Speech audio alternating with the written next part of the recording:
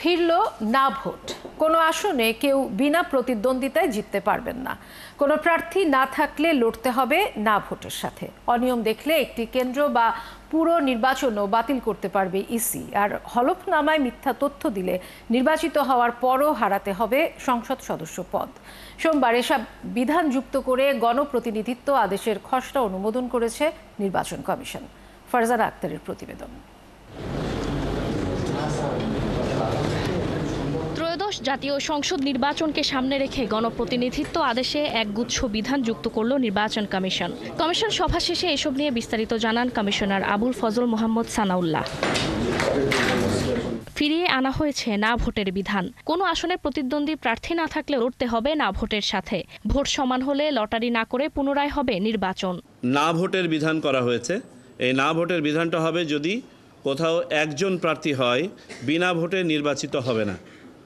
সার্বিকভাবে না ভোট নয়, যদি কোনো কনস্টিটিউয়েন্সিতে মাত্র একজন ক্যান্ডিডেট হয় তাকেও নির্বাচনে যেতে হবে, তার বিপক্ষে না প্রতিদ্বন্দ্বিতা করবে।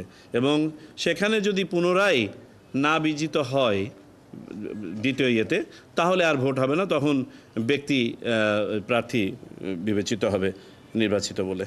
আইন প্রয়োগকারী সংস্থার সংজ্ঞায় অন্তর্ভুক্ত করা হয়েছে সেনা ও নৌবাহিনী এবং কোস্টগার্ডকে। সংবাদকর্মীদের কেন্দ্রে প্রবেশে বিধান করা হয়েছে। বৃদ্ধি করা হয়েছে ইসির ক্ষমতা। ভোটে অনিয়ম দেখলে কমিশন ৩০০ আসনের ভোটই বাতিল করতে পারবে। নির্বাচন কমিশন অবস্থা বুঝে নির্বাচন স্থগিত করা, এক বা একাধিক বা সমস্ত কনস্টিটিউয়েন্সির একইভাবে ফলাফল, এক বা একাধিক বা সমস্ত কনস্টিটিউয়েন্সির ফলাফল বাতিল করতে পারবে। হলফনামার তথ্য নিয়ে কড়াকড়ি আরোপ করেছে নির্বাচন কমিশন। নির্বাচিত হওয়ার পরও অসত্য তথ্যের প্রমাণ পেলে বাতিল হবে সংসদ সদস্য পদ। যে ডিউরেশনের জন্য উনি এমপি নির্বাচিত হলেন, এই অফিসের জন্যই তো নির্বাচনটা করেছেন এবং এই অফিসের নির্বাচনের জন্যই তিনি হলফনামাটা দিয়েছেন। সুতরাং এই সময়কালে যদি হলফনামায় কোনো ধরনের অত্যুক্তি, বিচ্যুতি, মিথ্যা তথ্য যদি হয়, তাহলে তদন্ত করে রিকল করে প্রয়োজনে তার ক্যান্ডিডেচার ক্যান্সেল করা হবে এবং নির্বাচিত এমপিও হতে পারেন, আইনের আওতায় আসতে পারেন এবং তার পদ চলে যেতে পারে। জোটবদ্ধ হলেও রাজনৈতিক দলকে নিজেদের প্রতীকে ভোট করতে হবে। পুলিশ ও প্রশাসনের বদলিতে ইসির পাশাপাশি সংশ্লিষ্ট কর্মকর্তাদের অন্তর্ভুক্ত করা হয়েছে। এআই ব্যবহার করে অপতথ্য ছড়ালে ব্যবস্থা নেয়ার বিধান যুক্ত করা হয়েছে। নির্বাচন ব্যবস্থাপনার সাথে সম্পৃক্ত থাকেন বিশেষ করে পুলিশ এবং প্রশাসনের যাদের বদলি তফসিল ঘোষণা থেকে শুরু করে নির্বাচন অনুষ্ঠানে 15 দিন পর পর্যন্ত নির্বাচন কমিশনের সাথে আলোচনা সাপেক্ষে করতে হয়। সেখানে সংশ্লিষ্ট রেঞ্জের ডিআইজিদের অন্তর্ভুক্তি ছিল না, সেটা অন্তর্ভুক্ত করা হয়েছে। আর সরকার কোনো দলকে নিষিদ্ধ বা কার্যক্রম স্থগিত করলে নির্বাচন কমিশন একই ব্যবস্থা নিতে পারবে। কমিশনার জানান, দল নিবন্ধনের আবেদন করা 143-এর মধ্যে 22টি দল প্রাথমিকভাবে উত্তীর্ণ হয়েছে। ফারজানা আক্তার, 71, ঢাকা। ভোট নিয়ে ষড়যন্ত্র চলছে। সোমবার এমন মন্তব্য করে বিএনপির ভারপ্রাপ্ত চেয়ারম্যান তারেক রহমান বলেছেন, অতীতের যে কোনো সময়ের চেয়ে সামনের নির্বাচন কঠিন হতে যাচ্ছে। বিএনপির ভারপ্রাপ্ত চেয়ারম্যান আরও জানান, ভোট দিয়ে জনগণ নিজেরাই সিদ্ধান্ত দেবে কারা আগামীতে রাষ্ট্র পরিচালনা করবে। জনগণের আস্থা ধরে রাখতে নেতাকর্মীদের নির্দেশ দেন তিনি। আরও জানাচ্ছেন শফিকুল হক। সবশেষ 2010 সালে নেতৃত্ব নির্বাচন করে নওগাঁ জেলা বিএনপি। এরপর গেল 15 বছরে নানা প্রতিকূলতায় আর কাউন্সিল করতে পারেনি তারা। অবশেষে সোমবার অনুষ্ঠিত হচ্ছে জেলা বিএনপির বহুল প্রতীক্ষিত দ্বিবার্ষিক সম্মেলন। সম্মেলনের প্রধান অতিথি বিএনপির ভারপ্রাপ্ত চেয়ারম্যান তারেক রহমান। লন্ডন থেকে ভার্চুয়ালি যুক্ত হয়ে বক্তব্য দেন তিনি। মানুষের ওই ভরসাটা আপনার উপরে আছে, কিন্তু এই ভরসাটা ধরে রাখার দায়িত্ব কিন্তু আপনার। অন্তর্বর্তী সরকারের সিদ্ধান্ত অনুযায়ী ফেব্রুয়ারিতেই ভোট হবে বলে আশা প্রকাশ করেন তারেক রহমান। তবে এ নিয়ে যে ষড়যন্ত্র হচ্ছে সে বিষয়ে নেতাকর্মীদের সতর্ক থাকারও নির্দেশ দেন তিনি। বিএনপির যে পরিকল্পনা দেশকে সামনে এগিয়ে নিয়ে যাওয়ার, এই পরিকল্পনা যাতে বাস্তবায়িত না হতে পারে, একই সাথে দেশ যাতে গণতান্ত্রিক অবস্থায় ফিরে আসতে না পারে, মানুষের ভোটের অধিকার যাতে বাস্তবায়িত হতে না পারে, সেইটাকেও ভুন্ডল করে দেওয়ার জন্য কিন্তু বিভিন্ন জায়গায় ষড়যন্ত্র চলছে, ষড়যন্ত্র শুরু হয়েছে। প্রত্যেককে সতর্ক থাকতে হবে, সচেতন থাকতে হবে। একটি বিষয় যে এমন কিছু করা যাবে না যেখানে আমাদের প্রতি জনগণের আস্থা এবং ভালোবাসা নষ্ট হোক, বিশ্বাস নষ্ট হোক। এই কাজটি করা থেকে 100% বিরত থাকতে হবে। এবার যে কোনো মূল্যে মানুষের রাজনৈতিক অধিকার প্রতিষ্ঠা করার প্রত্যাশার কথা জানান তারেক রহমান। বলেন, দেশে স্থিতিশীলতা চায় মানুষ। আন্দোলন বলুন, সংগ্রাম বলুন, যুদ্ধই বলুন, যেভাবেই বলুন না কেন, সেটির একটি পর্ব শেষ হয়েছে। এখন দ্বিতীয় পর্ব শুরুর পালা। এই দেশের 20 কোটি জনগণের অধিকাংশ জনগণ যেভাবে মনে করবে দেশ সেভাবেই পরিচালিত হবে। জনগণের রাজনৈতিক প্রয়োগের প্রধান হাতিয়ার কি হচ্ছে, প্রধান উপায় কি হচ্ছে? ভোটের মাধ্যমে তার অধিকার প্রয়োগ করা, এবং ভোটের মাধ্যমে জনগণ জানান দিয়ে দেয়, ভোটের মাধ্যমে জনগণ সিদ্ধান্ত দিয়ে যায় যে জনগণের এই দেশ কারা পরিচালনা করবে একটি নির্দিষ্ট সময় পর্যন্ত। সুসময়ে অনেকেই সুবিধা নিতে আসবে মন্তব্য করে তাদের বিষয়ে নেতাকর্মীদের সতর্ক থাকার নির্দেশ দেন তারেক রহমান। বলেন, ষড়যন্ত্র ঠেকাতে নেতাকর্মীদের ঐক্যবদ্ধ থাকতে হবে। এই ঘুঘুরা যাতে আসতে না পারে, এই দলের স্বার্থকে নিজের স্বার্থে ব্যবহার করার জন্য সুযোগ না পায়, এই খেয়াল আপনাদেরকে রাখতে হবে। পারবেন? শফিকুল হক, ৭১। এই ঘুঘুদেরকে দূরে রাখতে। গণ অভ্যুত্থানের সময়ের চেয়ে এবছরের জুলাইয়ে অন্তর্বর্তী সরকারের জনপ্রিয়তা কমেছে। গবেষণা প্রতিষ্ঠান বিআইজিডির জরিপ বলছে, গত বছর ৭৫% মানুষ ডক্টর ইউনূসের সরকারের প্রতি সন্তুষ্ট থাকলেও এবছর তা 12% কমেছে। ৫১% মানুষ সংস্কারের পর নির্বাচন চায়, আর আসন ভিত্তিক জরিপের ফলে ভোটের লড়াইয়ে এগিয়ে আছে বিএনপি। আরও জানাচ্ছেন Partha Sanjay. BRAC institute of governance and development বিআইজিডির এই জরিপে নানা বয়সী ৫,৪৮৯ জন নারী পুরুষ অংশ নেন।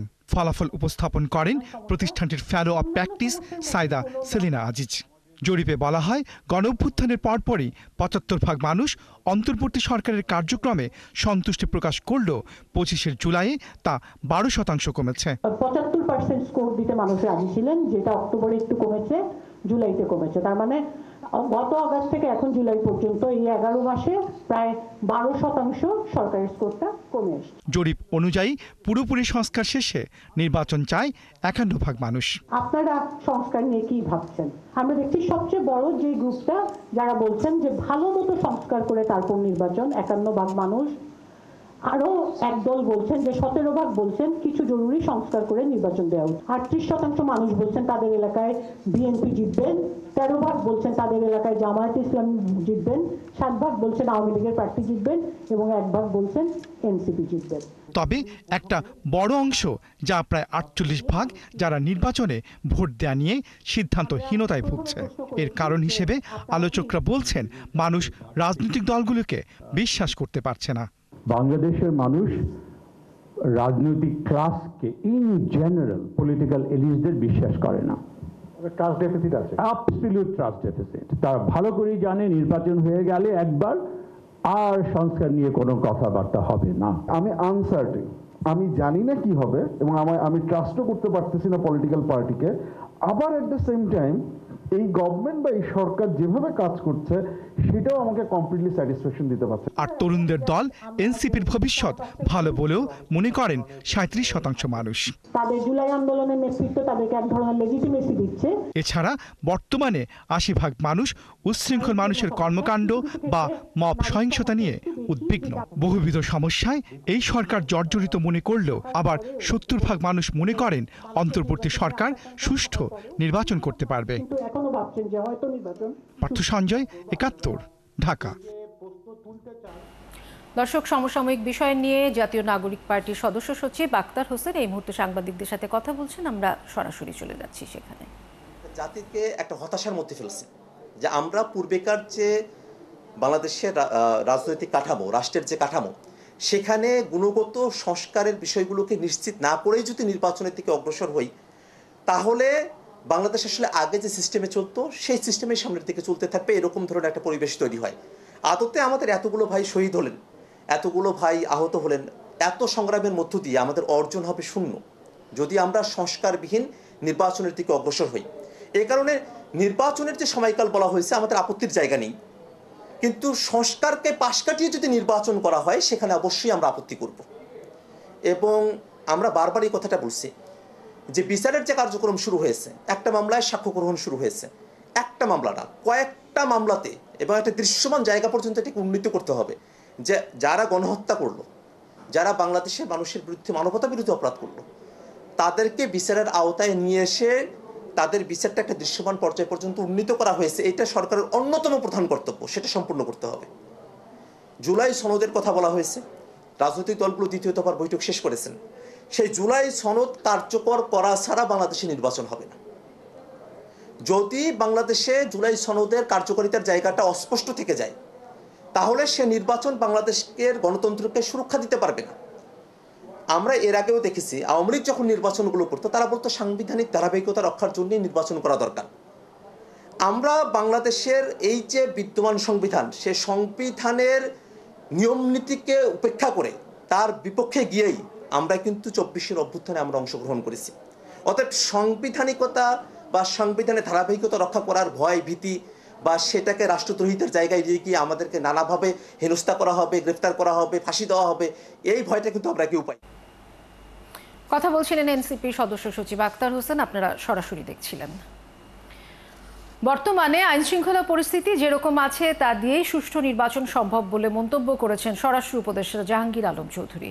সোমবার তিনি জানান, নির্বাচন অবাধ ও সুষ্ঠু করতে বাড়তি পুলিশ সদস্যের পাশাপাশি মাঠে দায়িত্ব পালন করবে ৮০,০০০ সেনা সদস্য।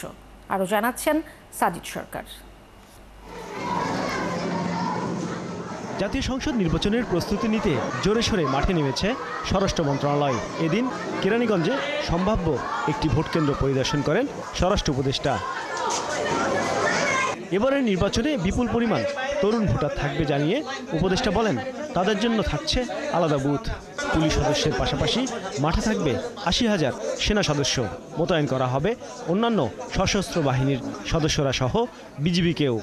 এবার আমরা প্রায় ৮০,০০০-এর উপরে সেনাবাহিনী নিয়োগ করব, নৌবাহিনী নিয়োগ করব, সেনাবাহিনী নিয়োগ করব, বিজিবি নিয়োগ করবে এবং র্যাব এবং অন্যান্য বাহিনীতে থাকবে। আইন শৃঙ্খলা বাহিনী পর্যাপ্ত পরিমাণ থাকবে। বাট আমি একটা কথা বলছি যে আপনাকে আগে নির্বাচনটা সুস্থভাবে সবচেয়ে হেল্পফুলভাবে করার সাহায্য করতে পারে হলো যারা নির্বাচনে অংশগ্রহণ করে তারা এবং আপনারা। তিনি আরও বলেন, বর্তমানে আইন শৃঙ্খলা পরিস্থিতি যেরকম আছে তা দিয়েই সুষ্ঠু নির্বাচন করা সম্ভব। আইন শৃঙ্খলার পরিস্থিতি খুব ভালো ছিল এরকম কোনো সময় রিপোর্ট দেখছেন? এই আমার ভাইরা যারা আছে বয়স্ক, এরা কেউ দেখে না। এই সব সময় আইন শৃঙ্খলার পরিস্থিতি সম্বন্ধে এরকমই একটা সবাই পারসেপশন থাকে, কিন্তু আল্লাহ দিলে আইন শৃঙ্খলা পরিস্থিতি যে অবস্থায় আছে আমাদের নির্বাচন করতে কোনো অসুবিধা হবে না। যত বড় রাঘব বল হোক না কেন, হাটে বাজারে চাঁদাবাজির সাথে জড়িত থাকলে কাউকে ছাড় দেয়া হবে না বলেও হুঁশিয়ারি দেন স্বরাষ্ট্র উপদেষ্টা। সাজিদ সরকার, ৭১, ঢাকা। মিটফোর্ডে আলোচিত সোহাগ হত্যার মূল হোতা টিটুকে এলাকায় দেখা গেলেও পুলিশ বলছে তার অবস্থান শনাক্ত করতে পারছেন না তারা। অনুসন্ধান বলছে মব সৃষ্টি করেই সোহাগকে হত্যার পরিকল্পনা করেছিল টিটু বাহিনী, যার একটি অডিও ক্লিপ ৭১-এর হাতে এসেছে। পরিবার জানায় তদন্তকারী কর্তৃপক্ষ পরিবর্তনে আবেদন করবেন তারা। সুমন তানভীরের প্রতিবেদন। সোহাগ একেবারে ৫-৬টা বন্ধু বান্ধব রেডি থাকবি, আর তরুণ কয়দিন পরে বেশি দিন নাই, ওর সময় আয় পড়ছে। আর বলে ওর মায়ে ডাকে, তাহলে ওর মায়ের কাছে পাঠাই দেব না, পিঠে পাঠে ধরামো, তারপরে যা করার করুন। গত ৯ জুলাই পুরান ঢাকার মিটফোর্ডে সোহাগকে নৃশংসভাবে হত্যার কয়েকদিন আগের অডিও এটি, যেখানে স্পষ্টভাবে শোনা যায় মব সৃষ্টি করে সোহাগকে মারধরের পরিকল্পনা করছে ঘটনার মূল হোতা টিটুর অনুসারী হিসাবে পরিচিত রাজা। হত্যাকাণ্ডের ১ মাস পরও পুলিশের ধরাছোঁয়ার বাইরে টিটু। পুলিশ তাকে খুঁজে না পাওয়ার দাবি করলেও গতকাল এক সিসিটিভি ফুটেজে খোদ মিটফোর্ড এলাকায় দেখা যায় তাকে। গ্যারেজে রাখা নিজের বাইকটি নিয়ে যায় টিটু। এ পরিস্থিতিতে মামলার 14 আসামি গ্রেপ্তার হলেও টিটু আতঙ্কে ভুগছে পরিবার। হত্যার 1 মাস পরও বিচারের আশায় কোর্টের বারান্দায় বারান্দায় ঘুরছেন সোহাগের ছোট্ট ছেলে মেয়েরা। সবাইকে তো ধরা হয়নি, 14 জনকে ধরা হয়েছে, তাদেরকে নিয়ে আমরা আসছি যাতে তাদের ফাঁসি হয় সে বিচারের জন্য। আমরা কোর্টে কোর্টে দৌড়াদৌড়ি করছি আমার বাবার হত্যার বিচারের জন্য। স্কুলে যেতে পারতাছি না টিটুর কারণে। টিটু আবার কাল রাতে আসছে, আবার আইসা সে বাইক নিয়ে গেছে, কিন্তু পুলিশ কিছুই করে নাই। প্রশাসন তারা খুঁজেই পায় না পুরো বাংলাদেশে। ইভেন সব বন্দরে নাকি তার নামে ওয়ান্টেড গিয়ে দেওয়া, যাতে সে দেশ না ছাড়তে পারে। সে তো আশেপাশেই ঘুরতেছে, লুঙ্গি পরে আসছে বাইকটা নিতে। মাস্টারমাইন্ডকে এখনো গ্রেপ্তার করতে ব্যর্থ হয় তদন্ত সংস্থা পরিবর্তনের আবেদন করা হবে বলে জানান বাদীর আইনজীবী। আয়ুষাম এবং মামলার তদন্ত এটা ধীরগতিতে চলেছে এবং কোন কারণে এবং কী কারণে সেটা আমরা আদৌ জানি না। আমরা প্রয়োজনে এই সংস্থা পরিবর্তনের জন্য আমরা অলরেডি বাদীর সাথে কথা হয়েছে, আমরা প্রয়োজনে বিজ্ঞ আদালতের শরণাপন্ন হব। আমার মামাকে যে প্রকাশ্যে মারা হয়েছে, যে জায়গায় সিসিটিভি ফুটেজ সাক্ষী, এটা কিন্তু দ্রুত বিচার করা যেত। এটা আমি মনে করি প্রত্যেক দিন দাঁড়ে দাঁড়ে ঘোরা, আমরা ফ্যামিলির মানুষ কতটা যে ভুগতেছি এটা আমরা জানি। তবে কোতোয়ালি থানার ভারপ্রাপ্ত কর্মকর্তা জানিয়েছেন টিটুকে ধরতে সর্বোচ্চ চেষ্টা করে যাচ্ছেন তারা। অভিযান চলমান রয়েছে। সিসি ফুটেজ দেখছি যে আসছে, আমরা ওর পিছে লেগে আছি যে কোনো সময় হয়তো ধরে ফেলবে। বিভিন্ন জায়গা পরিবর্তন করতেছে যে আমরা মিস হচ্ছিলাম। পরিবারের দাবি দ্রুত বিচার ট্রাইব্যুনালে সোহাগ হত্যার বিচার হলে গাজীপুরে সাংবাদিক তুহিন হত্যা দেখতে হতো না দেশবাসীকে। সুমন তানভীর, ৭১, ঢাকা। ঢাকায় বাড়ি থাকা সত্ত্বেও হলফনামায় সেই তথ্য গোপন করে পূর্বাচল নতুন শহর প্রকল্পে ৩০ কাঠা প্লট নেন শেখ হাসিনা। সোমবার শেখ হাসিনা ও তার পরিবারের বিরুদ্ধে করা ৩ মামলায় এমন সাক্ষ্য দেন দুদকের ৩ কর্মকর্তা। পরবর্তী সাক্ষ্য গ্রহণের জন্য ২৬শে আগস্ট দিন ধার্য করেছেন আদালত। আরও জানাচ্ছেন রাশেদ আনিস। ঢাকার ৫ নম্বর বিশেষ জজ আদালতে শেখ হাসিনার বিরুদ্ধে প্রথম দিনে সাক্ষ্য দিতে আসেন মামলার বাদী দুদকের ৩ কর্মকর্তা। ক্ষমতার অপব্যবহার করে আইন ভঙ্গ করে শেখ হাসিনা ও তার পরিবার রাজুকের ৩০ কাঠা প্লট বরাদ্দ নেন বলে আদালতে বলেন তারা। রাজুক সহ সংশ্লিষ্ট কর্মকর্তারা নিজেরা লাভবান হতে ও ওই সময়ের প্রধানমন্ত্রীকে খুশি করতেই অবৈধভাবে প্লট বরাদ্দের ব্যবস্থা করে। শেখ হাসিনার ধানমন্ডিতে যে সুদাসদন সেটা তার হাজব্যান্ডের নামে, অর্থাৎ যদি পরিবারের গার্জিয়ান বা পরিবারের কোনো সদস্যর কোনো বাড়ি থাকে, সে ঢাকা নারায়ণগঞ্জে যে কোনো জায়গায় যদি বাড়ি থাকে বা প্লট থাকে, তাহলে সেক্ষেত্রে সে কোনো রাজুকের প্লট পাওয়ার হকদার না এবং তার পাবে না। আবেদন করলো সেটা বাতিলযোগ্য। হ্যাঁ, এবং সে এফিডেভিটে যে উল্লেখ করছে সেখানে সে বলেছে যে ঢাকা নারায়ণগঞ্জ কোথাও তার কোনো বাড়ি গাড়ি কিছু নেই, বাড়ি নেই, প্লট নেই, সে উল্লেখ করেছেন। এখন এখানে সে বিধি সবগুলো লঙ্ঘন করছে, প্রায় ৪ থেকে ৯ পর্যন্ত সবগুলো বিধি লঙ্ঘন করেছে।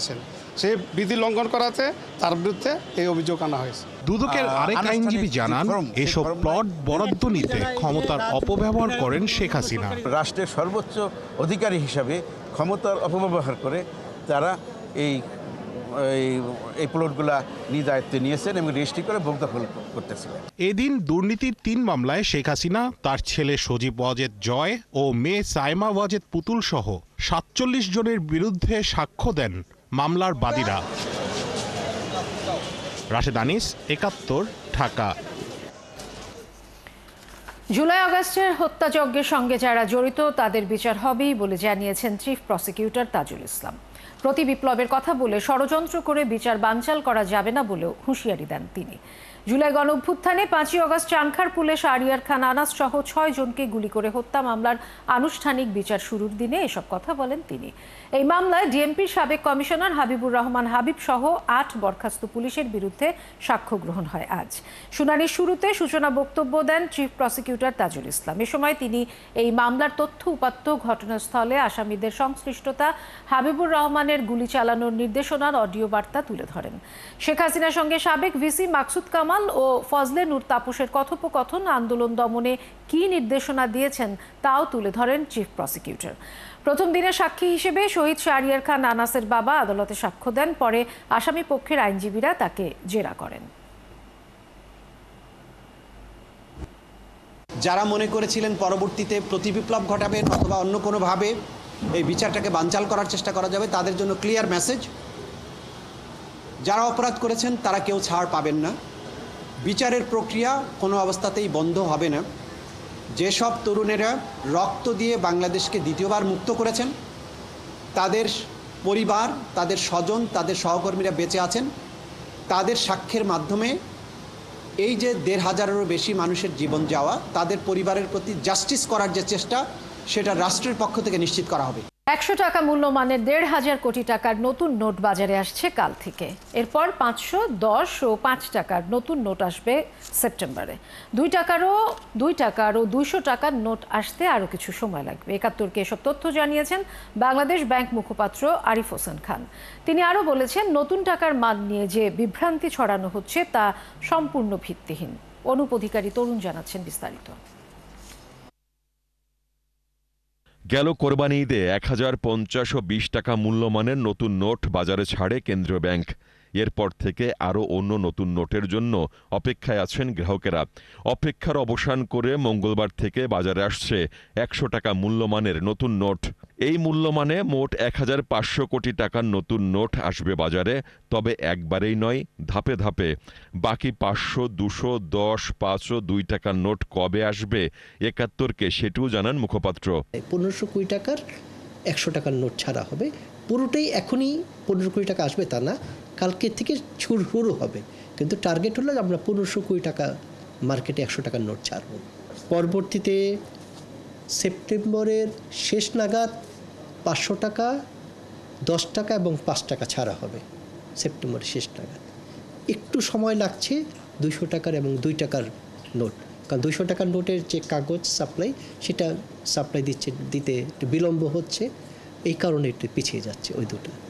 এদিকে টাকার মান নিয়ে এরই মধ্যে সামাজিক যোগাযোগ মাধ্যমে ট্রল করা হচ্ছে। মুখপাত্র বললেন, একই মানের কাগজ ও কালি দিয়ে টাকা ছাপানো হচ্ছে, সুতরাং নতুন নোট খারাপ এমন অভিযোগ সম্পূর্ণ ভিত্তিহীন। মান নিয়ে কোশ্চেন তোলার সুযোগ নেই, কারণ একই প্রতিষ্ঠান থেকেই কাগজ সরবরাহ করা হয়, একই প্রতিষ্ঠান থেকেই কালি সরবরাহ করা হচ্ছে, সংগ্রহ করা হচ্ছে, সুতো যেটা সিকিউরিটি থ্রেড বলি, সেগুলো একই প্রতিষ্ঠান থেকে আনা হচ্ছে। অর্থাৎ ওই প্রতিষ্ঠানগুলো তাদের যে সময়ের আবর্তে তাদের প্রোডাক্টের কোয়ালিটি ডেটোরেট করছে, এটা বলারও সুযোগ নেই। কারণ টাকা বা কারেন্সি এমনই একটি জিনিস যেখানে কোয়ালিটি কম্প্রোমাইজের কোনো সুযোগ নেই, পৃথিবীর কোথাও সেটা করা হয় না।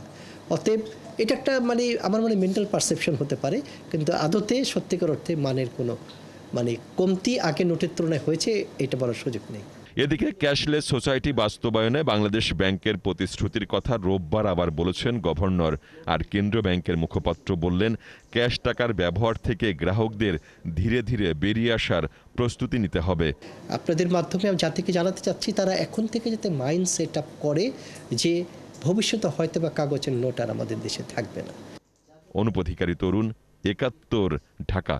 চলছে সংবাদ সংযোগ। সরাসরি সংবাদ অনুষ্ঠান দেখতে চোখ রাখুন একাত্তরের ফেসবুক পেজে এবং সাবস্ক্রাইব করুন একাত্তরের ইউটিউব চ্যানেল। একাত্তরের সাথেই থাকুন।